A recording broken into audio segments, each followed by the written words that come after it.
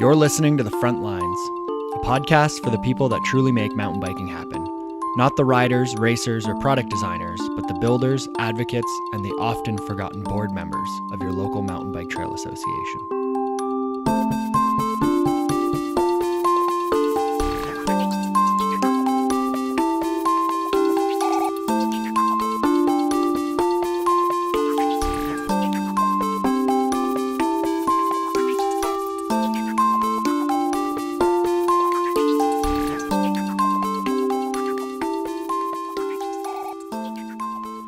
Before I answer the question of what Frontlines is, I'd like to start with where we're at in the sport of mountain biking.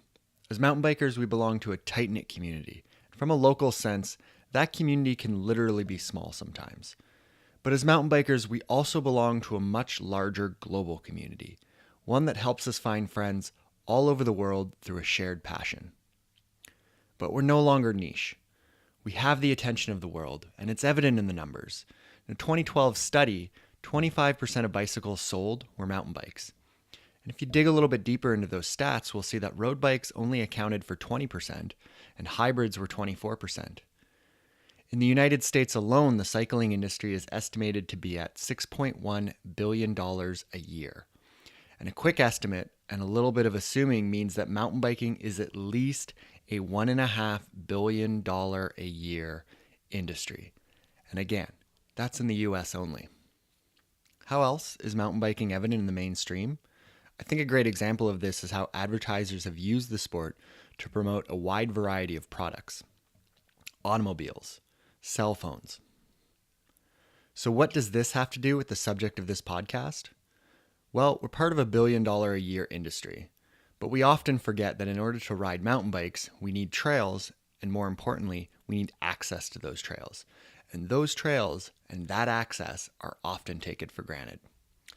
And sure, everyone loves a trail builder. And don't get me wrong, I love the men and women who maintain my local trails. But there's often a whole support crew that allows them to do it.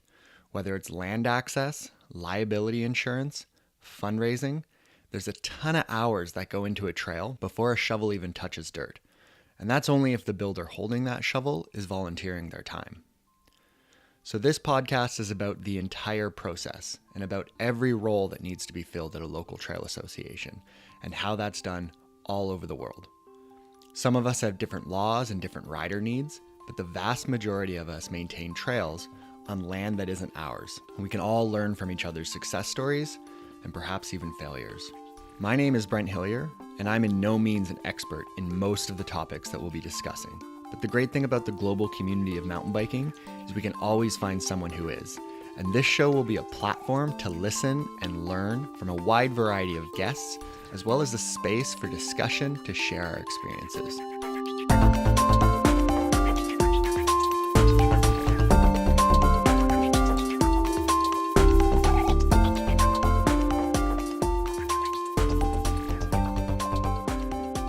I'd like to welcome our very first guest to the Frontlines podcast, Mr. Jay Darby. Jay is the current president of the mountain bikers of the Central Okanagan, also known as MTBco, out in Kelowna, British Columbia, Canada. Welcome to the show. Thanks for having me, Brent. It's good to be here to speak with you. Yeah. So how long have you been with MTBco? So I started with MTBco in the winter 2010, spring 2011. I went to the AGM and kind of put my hand up, and I've been there ever since. And did you start out as the president, or was there another role that you had that first year? The very first year, we had a fairly large board, and we kind of divested the responsibilities, out to different groups of people. I worked with kind of sponsorship and marketing, and that was kind of one of the things I wanted to start helping the club with. Is something I thought I could, lend some benefit to. And then as the club kind of just rolled on, I took more and more responsibility every year to the point of becoming the president. So, and where was the state of the club when you got involved? Has it evolved much over the years? You know what? We've kind of had about 3 phases since I started on with MTBco. As I said, in that initial year, the 2011, we had a fairly large board and we were doing a lot of things. Everybody was kind of a little, not uncoordinated, but everybody had their responsibilities and they were undertaking them well. But we were doing a lot of disparate things without a lot of internal communication. And we kind of shrunk the board after that. Going into 2012, 2013, we got a new board, all fresh faces. There was very few people that continued on from the board previous to that. And that's kind of when we started our current phase. And then over 2 to 3 years, we've kind of lost people one by one and got new people onto the board and that's kind of where the state we're at now is we've slowly morphed into where we're at here in 2016. So would you say that just kind of by making the size of the board a little bit smaller, did that kind of aid in communication, or were there some other factors that helped with that? I think it aided in communication and focus. It allowed us to, figure out what we really wanted to do, who we really were. With large boards, it's hard to keep everybody active too. If you've got too many people and not enough like things for them to pour their heart and energy into, you end up with board members that don't have something to do almost, depending on the organization. Yeah, I think most organizations would probably have the opposite problem where there's too much to do. So, I mean, that kind of segues into the next thing I wanted to ask you, which is, how much time do you put into this on any given week? Personally, depending on the year, I put in probably 10 to 15 hours a week between MTBco and the other nonprofits I'm also on. Yeah. And sorry, just to kind of let the listeners know the other organizations that you're part of. I'm president of Friends of the South Slopes, which is another trail advocacy group in the Okanagan. And then I'm the founding president of the Central Okanagan Trails Alliance, which is a board made up of members of other boards of trail groups. So it's kind of to get everybody at the same table talking. So you started off with marketing and sponsorship. What other roles does the club have right now on the board? Right now, so we've kind of been on an expansion, let's say, in the last year or so of increasing the roles we had, where, as I said, we kind of shrunk the board a little bit and got down to a focus. We've now branched out and we've kind of redistributed roles and acquired new people with skills that allow them to take on responsibilities that we used to have to do as a board. So right now, our main kind of areas we work is we do a social toonie ride series. We do we call it the Crawford Kickoff, which is kind of our spring break into summer event. And then we do our trail work, which has mostly been sitting on the legalization end as of late. We've been doing less trail days and more just working on getting our legalization with Gallard going. So that's kind of our three main areas is we do our continual social events, our seasonal social events, and then the trail development, trail legalization stuff. And how many people are on the board? Currently we sit at 12. So what would you say the biggest struggle for the board right now? Is it that legal issue with gaining access to Gallard, one of your riding areas? I think that as an organization, that's been a long-term goal. It's been something we sat down when I started with the club, as I said, in 2011, 2010, we were at a point where there'd been a failed legalization process. We had just completed, the bike park was about a year and a half, 2 years old. So there'd been some successes and been some failures. And as I said, that board kind of disappeared within that first year, and we got a whole bunch of new people at the table. And we made it our focus to kind of resurrect the organization or redirect the organization to a focused place. One of those things is we had some liabilities we hadn't taken care of. We owed insurance from the year before, so we had to pay like 2 insurance bills the first year where I was really involved with the club. We had some other liabilities that hadn't been taken care of. We fixed all that, brought the cub into the green, or into the black, I should say. So we've, got a nest egg we can work with, and then started the legalization process. And that was a 4-year, big project to undertake. In the meantime, we're still trying to do the day-to-day, workings of the club, continue with our social events, continue working with the city and the regional district, which we do very closely. So that's been, the focus has always been doing this legalization thing, while at the same time maintaining the already existing programs the club had created when it started. And those programs would be maintaining trails and your race series, that kind of thing. Yeah, exactly. Yeah. So a lot of organizations have kind of what I refer to as a burnout rate. So after a few years, the board will kind of get burnt out, and they'll kind of all peter off and kind of cease to exist. Totally, yeah, And totally. it sounds like that happened, but you guys kind of had some momentum, and you kept things rolling without having a lull year that or even a few lull years, and so is that something that you guys actively worked hard to make sure that things kept going, or was it a situation where you had some new blood come into the board? I think the board shrinkage was definitely due to that. There was some burnout, and we lost people, and then trying to attract new people. It's hard to find people that have the time and the passion to want to invest, their soul, so to speak, into legalizing trails or trying to develop a mountain bike community. It's not an easy task to sit down and do. And that was kind of a little bit of a struggle for a couple of years, but we always, with the focus of legalizing a trail network being the one thing we just did not want to let go of, it helped us, keep some of the builders involved. It helped, show the community we had something we wanted to do. And I think that was important, even engaging the community at the social events, which they were participating in, whether or not we were going to legalize a trail network. It gave us a story to tell that people could attach themselves to and be like, yeah, MTBco is doing this. This is where they are with it. This is what they're planning on accomplishing. I think it's a handy thing to have that, that long-term vision, to be a club that's established and has its trail networks and has its trail days and all of that. I'm sure that's easier, but when you're a smaller club, or when you're a club that, is currently like working towards something, it's nice to be able to tell that story. Is that one of the big reasons why you do it? Personally, I'm a glutton for punishment. I think, I don't know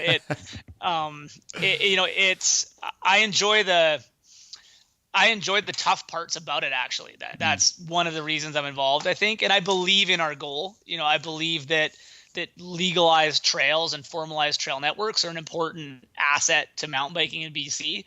I work in the industry, and I've always been firm believer in what IMBA has been doing and what the various clubs have been doing. And I came to Kelowna with a chance to participate in that, and I took that opportunity, and I've been wholeheartly invested in it since then. So do you think that the clubs and trails and advocacy and access to trails, do you think that sits on the shoulders of people like yourself who kind of have that they pile their plate full, right? And is that just something that we rely on those people? I think as an industry, as a community, we do. And I think that perhaps, some clubs and organizations and, individuals like myself who are willing to pile it upon ourselves, who are willing to take on that responsibility, we do a disservice perhaps to ourselves and the community by not trying to better educate people about the importance of trail legalization, trail advocacy, communicating with other user groups, communicating with municipalities and the city and that type of thing. We sit here and do it, and I don't know if we really do the best job of communicating to the community what we're actually doing, or why we're doing it, or why it needs to be done. I think that we're busy and we get caught up in just doing the job that we don't even explain well enough what the job we're doing is to the general public. And obviously outside of the mountain bike world as well, right? Mm-hmm. Yeah. So how can we change that? I mean, is there a way that we can do better as mountain bikers to try to explain to people, whether it's other mountain bikers or folks in other demographics, runners, hikers, equestrians, to kind of show what it is that we do? I think organization, being part of an organization, belonging to the clubs, volunteering your time when you have it is an important step that all, mountain bikers really should take if they have the ability to do that, or even a little bit of a want. If you think you should be doing that, or you think you'd be interested in it, I think it would behoove most, mountain bike community members to go out and, access the club and go, what can I do to help? Yeah. I also think it does rest on the club's shoulders to explain to the community what they need. As we said, we can run an organization with a small board because those are the decision makers, but the on the ground people, the people that run the events or volunteer at trail days, those are the people that it's actually hard to attract or hard to get dedicated individuals that want to come out, over and over and over again, and not just show up with a shovel or a rake and help out, but want to organize on the day who's holding a rake and what they're raking. That's not necessarily what the board should be doing. It's having that like core group of volunteers that's willing to kind of not be at the decision-making table, but show up and help run events and run trail days and that type of thing. Yeah. What role do you need help with right now? Going forward, right now we've actually set ourselves up in the last year pretty well with we got some new blood in that has been taking over our social events, and they really kind of went forward with it and organized it in a different way where they had a broad group of people running them rather than one or two people.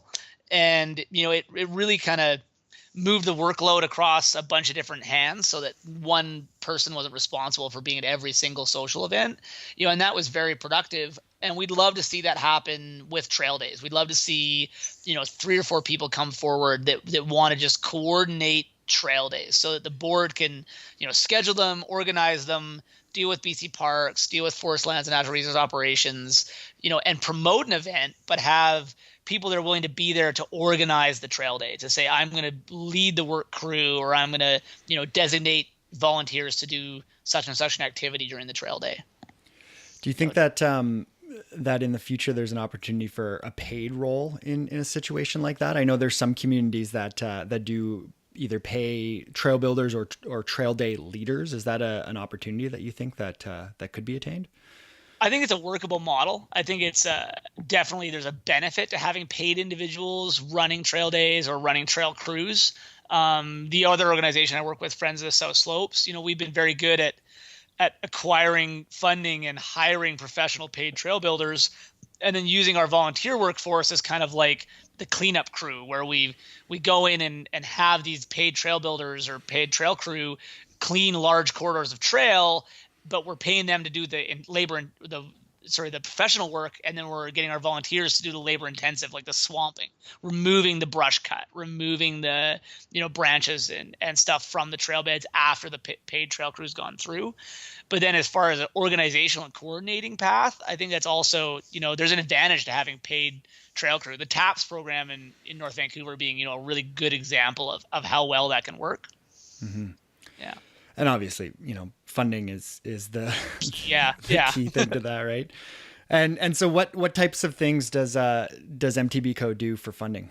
Right now, we survive fairly well on just membership and then sponsorship donations from bike shops. We don't solicit corporate donations or many grants right now. Being an organization that doesn't have authority over a trail network or something like that, that prevents us from some accesses to funding. But we've been working very well just on community donations and membership, and then shop sponsorship. All of the shops in Kelowna sponsor the organization, which covers most of our yearly costs, and then the membership dues all go into our account, which basically sits there waiting for the day when we can start doing trail work in Gillard. We've been running a very lean organization with the eye to that we need to have this kitty ready to go when we're on the ground in Gillard. That's awesome. I mean, that's great foresight to have that. So and then I'm sure the big question that you get asked constantly is when does that happen?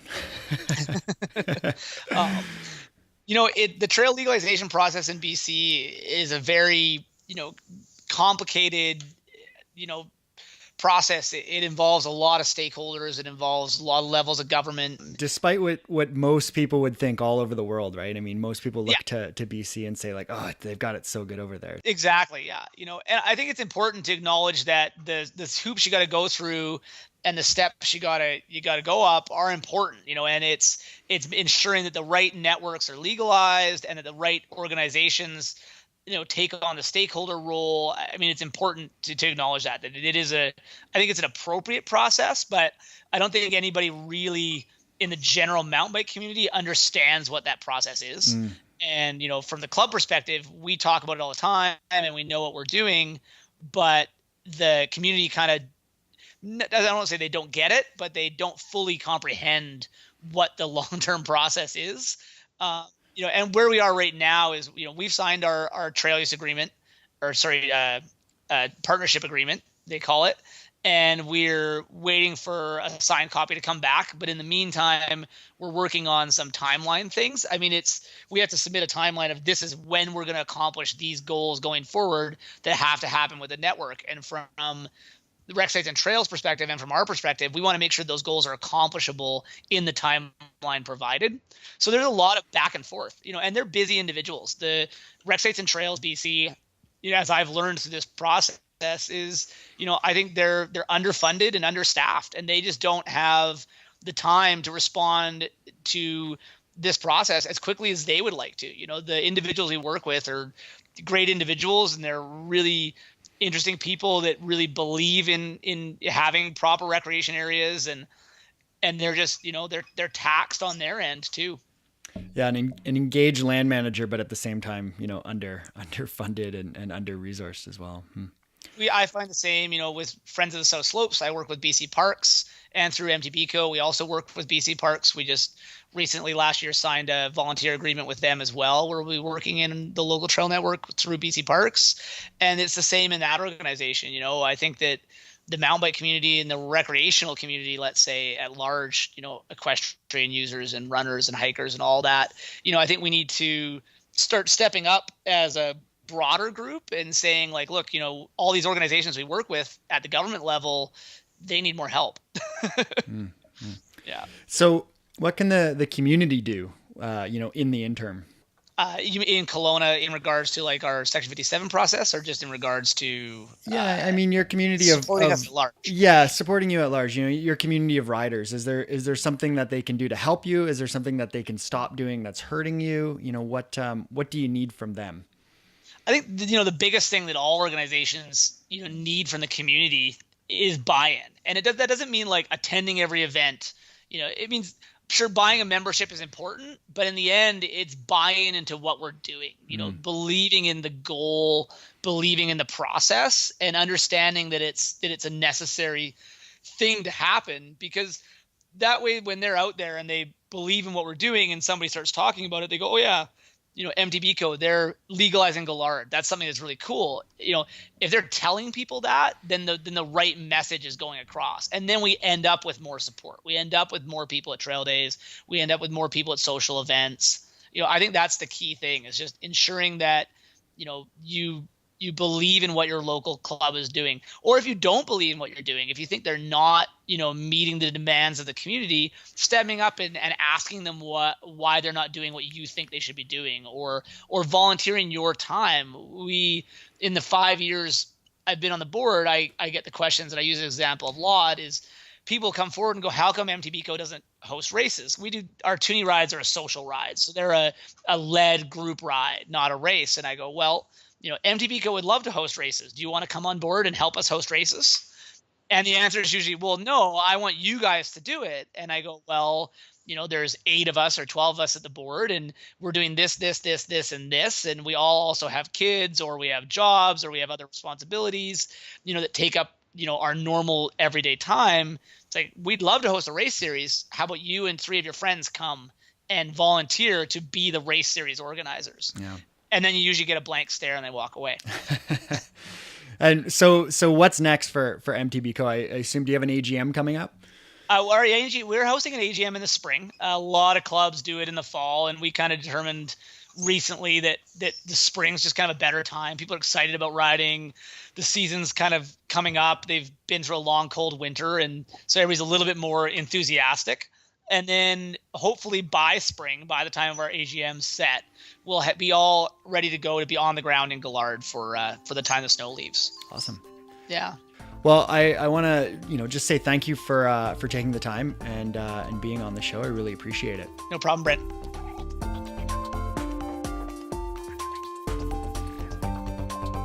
So here's the opportunity for you, the listener, to get involved. My discussion with Jay touched on a number of topics, and I'd like to expand the discussion on all of them.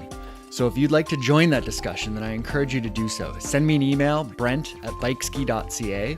You can also find me on various social media, Facebook, Twitter, Instagram as @BrentskyBikeski. I'd love to get your thoughts on a number of topics, including board burnout, help with social media, attracting new board members, trail day leaders, committed volunteers, having paid builders, gaining the funding to make that possible, educating the community, and getting them engaged, what Jay referred to as buy-in. Huge thanks to Lee Rosevere for our podcast music and the song Tech Toys.